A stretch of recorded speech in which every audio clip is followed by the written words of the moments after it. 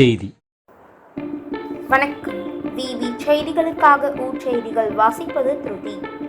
ராணிப்பேட்டை மாவட்டம் ஷோலிங்கர் அடுத்த போலிப்பாக்கம் கிராமத்தில் சுமார் 40 ஆண்டுகளுக்கு மேலாக மயான பாதை கேட்டு அரசுக்கு பொதுமக்கள் கோரிக்கை வைத்திருந்தனர். இந்நிலையில் மயான சாலை அமைக்க 20,50,000 ரூபாய் நிதியை அரசு ஒதுக்கீடு செய்தது.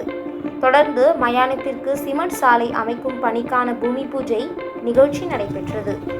இந்த நிகழ்ச்சிக்கு எரிபாசன தலைவர் மன்னார் முன்னிலை வகித்தார்.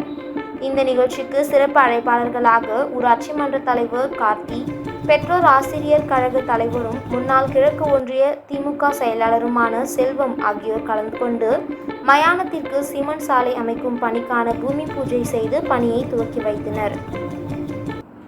இதில் கிராம பொதுமக்களுக்கும் உள்ளாட்சி பிரதிநிதிகளுக்கும் இனிப்பு வழங்கினார்கள்.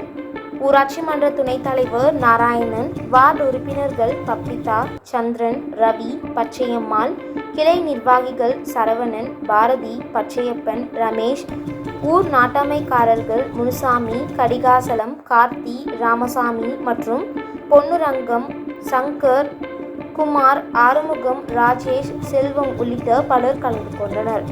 முன்னதாக 40 ஆண்டுகள் கோரிக்கை நிறைவேற்றி தந்த அரசுக்கு பொதுமக்கள் நன்றி தெரிவித்தனர். விவி செய்திகளுக்காக விஜய் மற்றும் பாஸ்கர்.